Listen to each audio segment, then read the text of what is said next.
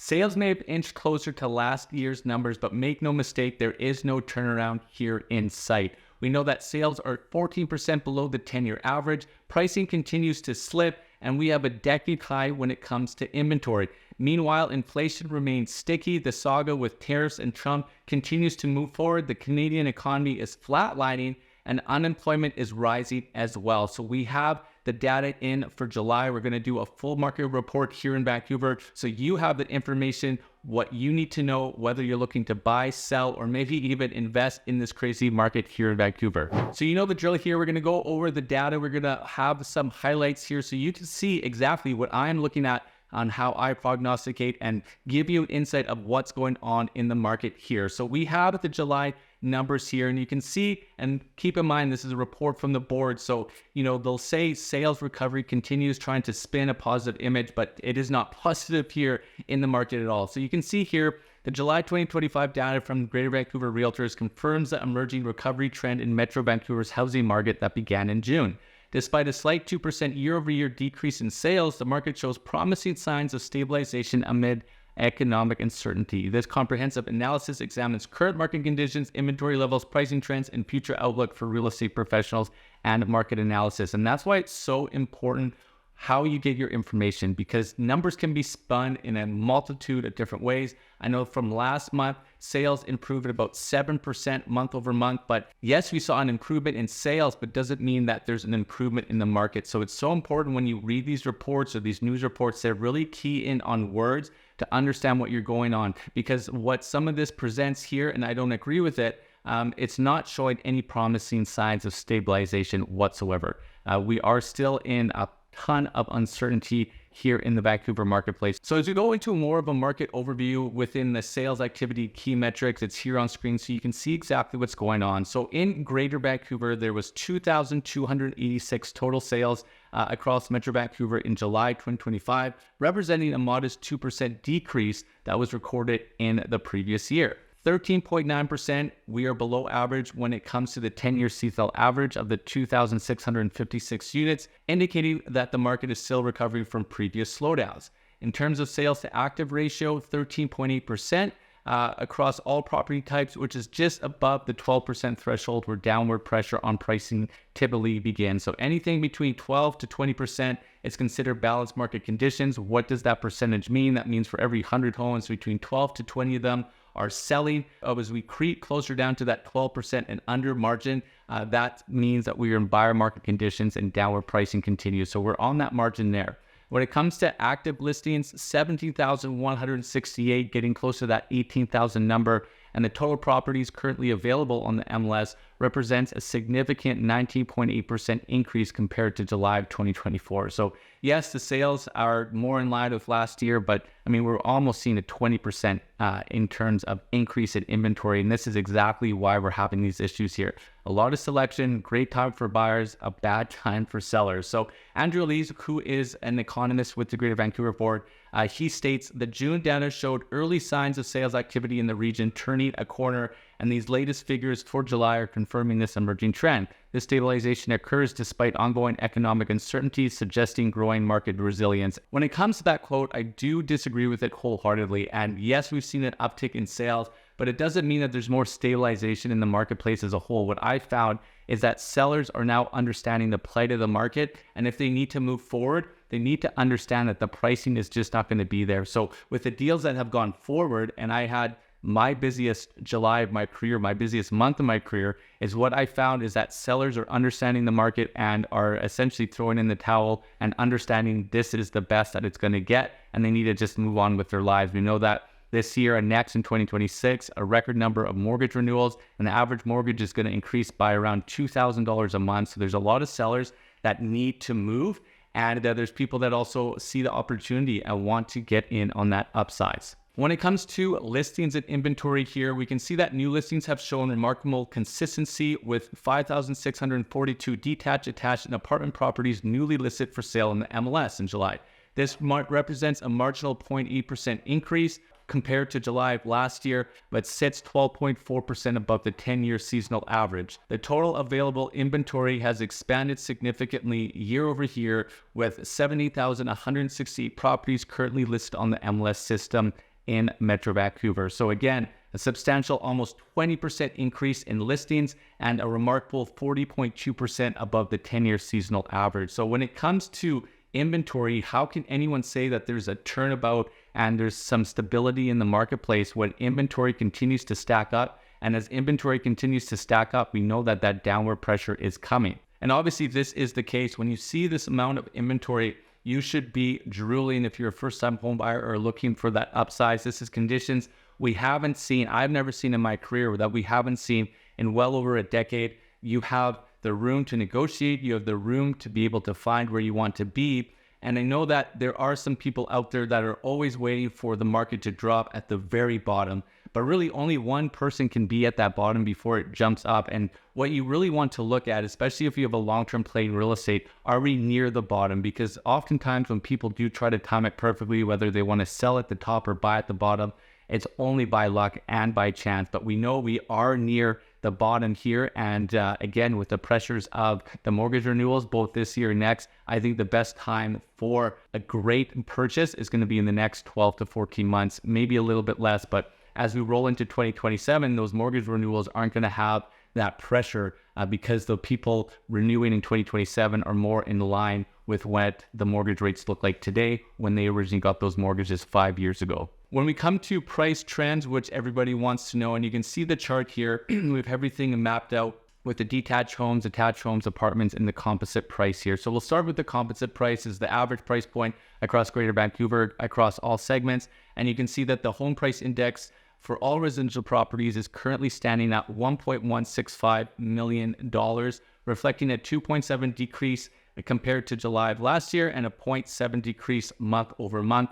And then the comment here, this moderate price adjustment across all property types suggests a market that is adjusting to new equilibrium levels and continues to adjust as per market conditions. I know a lot of people out there, especially in my comment section, think that we're going to have these 40, 50, 60, 70% dips. But I think for the next remaining even 12 to 18 months, we're going to see just these small little gradual decreases, and it's not going to be anything major. There will be some major price drops that you'll see in the environment, but that's because those sellers have a hard life decision to make. As we get a little bit more specific here with the detached homes here, benchmark pricing is $1.974 million, down 3.6% year over year, 1% month over month. Apartments sitting at $743,700, down 3.2% year over year and 0.6% month over month. And then attached homes are sitting at $1,099,200, down 2.3% year over year and 0.4% month over month. So you can see that very little drops month over month and even year over year. But I think, as I just mentioned, this is what we're going to be looking at over the next 12 to 24 months. So when we look at property specific performance here, and we have the three segments here, detached, apartment, and attached, we're going to just read a little bit here so you can understand these segments a little bit better. Now, sales reached 660 units in July in the detached segment here, representing a 4.1 decrease from July. And the sales to active listing stands at 10.2%, which is an important marker because that denotes buyer market conditions across Greater Vancouver for detached homes. When we go to apartments, we saw that July saw a 2.9 decrease compared to July of last year with a sales to active ratio of 15.9%. So more balanced market conditions in the apartment segment.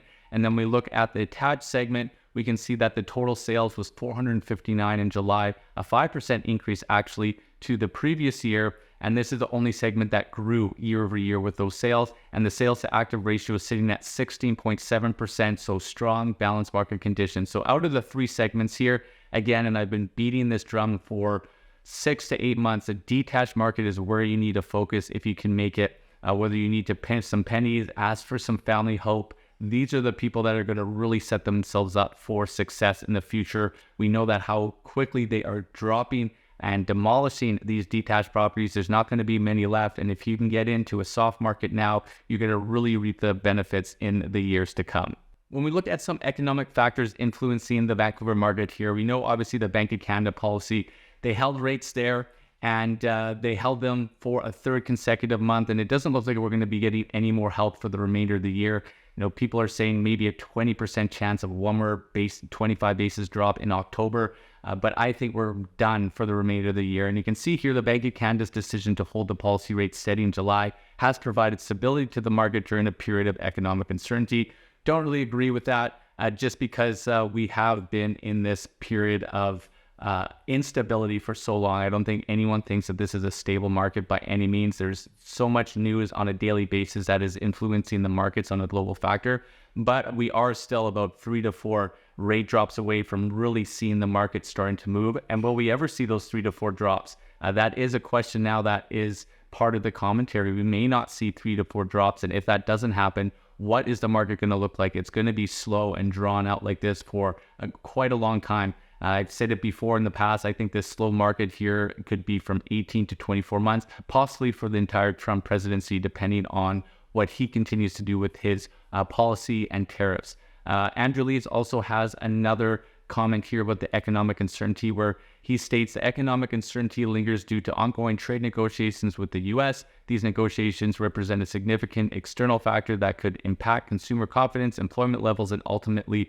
housing demand in Metro Vancouver. And then we know that additional economic factors influencing the market include the regional employment trends and job security, which has been trending downward, immigration levels that have been dropping like a rock, consumer confidence, though it has dumped up a little bit, it hasn't been a trajectory moving forward, and then supply chain issues affecting construction costs. In my last video, we were just talking about how the fact that in BC here, 10% of our GDP does come from our construction jobs, and with 250,000 jobs tied to residential real estate and pre-sales that are being canceled or put on hold, this is going to be a problem here when it talks about construction, not only costs, but the construction workforce as well. Moving forward here, as we zoom out a little bit, just to see what a forecast could look like and what we've been dealing with the last couple of years, we have a little bit of an analysis of market balance here. So we can see in pre-2023, Metro Vancouver had historically maintained lower inventory levels, typically under 10,000 active listings, creating persistent seller market conditions and upward pressure on pricing. From 2023 to 24, inventory began growing as interest rate increases affected affordability, causing many potential buyers to delay purchases while sellers continued listing properties. Current inventory stands at just over 17,000 units, 40.2% above the 10-year seasonal average, creating balanced market conditions with extensive buyer choice, and obviously in that buyer market conditions for the detached properties specifically. So what's the forecast? If sales recovery accelerates while new listings remain stable, inventory could gradually decline, shifting market balance towards seller in coming quarters, which I don't agree with that at all. I think this is more of an 18 to 24 month story here. Again, Andrew Lees observes that this healthy level of inventory is sufficient to keep home prices trending sideways over the short term as supply and demand remain relatively balanced. However, if the recovery in sales activity accelerates, these favorable conditions for home buyers may begin slowly slipping away. As inventory levels decline, the home sellers gain more bargaining power. And again, got to be so careful with these reports to really understand what's happening here and looking forward. Like this whole thing about the market's going to recover in the coming quarters, or, this statement here about, home sellers gaining more bargaining power. Even if we got 3 or 4 rate drops over the next 6 months, there's still so much inventory that needs to be consumed by buyers before we can even see the upward pressure in pricing. So this is not something that's going to be changing overnight. This is a much more long-term problem, especially for home sellers, unfortunately, and for the real estate outlook as a whole. When we look at regional variations and market segmentation here, there's a couple of things I want to discuss here. Geographic variations. Vancouver's west side maintains higher price points, but has experienced larger percentage declines in suburban markets. The Vancouver west side has been something that I've been really trying to focus people into because there's great value out there right now. And then when we look into the burbs, areas like Surrey, Langley, and the Tri-Cities Maple Ridge continue to attract buyers seeking relative affordability within the region. Proximity to transit corridors increasing influences valuation and marketability. In this space here, as you get further out, obviously you can get a little bit more bang for your buck. And if anyone is in this Vancouver area and has more than, a typical Vancouver family of, 2 children, once you start getting to that 3 or 4 children range, I do notice a lot of clients start looking out to the burbs, the Tri-Cities, or the island, just to be able to get a lot more space, but not having to pay for it. Price segment differences. Entry-level properties below $1 million continue to see stronger demand and more stable pricing than luxury properties above $3 million. The middle market 1 to 2 shows moderate activity with balanced conditions, and the luxury segment experiences the most significant price adjustments and longest days on market. Obviously, if you are in that luxury segment as a buyer, great time to be a buyer. I just highlighted it with a current buyer of mine where we locked in a property at $3.8 million and it was originally listed at $5.5. So the higher you get up in those price points, you definitely get a lot more off that sticker price if you know what to look for. And when you look at buyer demographics, obviously the first-time buyer segment is looking on condos and entry-level townhomes. Move-up buyers target larger townhomes and smaller detached properties, and then downsizers influence both the luxury condo and townhouse markets. And then the investor segment remain cautious but active in the pre-sale and rental orientated properties. So, in the pre-sale market, if you know what to look for, you look for some of those assignments, you can get some good value there. But investing in Vancouver, you've got to be very, very careful. I don't even know if I recommend it unless you've done really well in the stock market and you are flush with cash and you want to put it in a more conservative asset in a depressed market where you can get some appreciation the next coming years. But if you're not cash flowing or your margins don't work out, investing here in Vancouver is very difficult.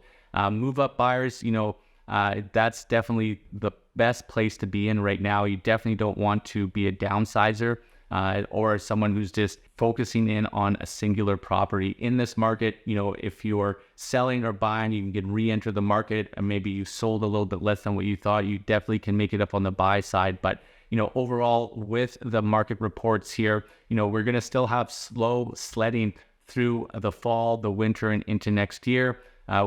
Things possibly could change, especially if we can get things cleaned up with the states. But we know Mr. Trump there does not like to play his cards and wants to keep people on edge. So whether you're in a category of wanting to move up, first-time home buyer, investor, doesn't matter what it is, book in that discovery call. You can scan the QR code below, or it's in the description in the link below as well. Would love to help you go through this data and give you some really good advice to help with your due diligence, whether you're looking to buy, sell, or invest. And until the next one, I'll see you later.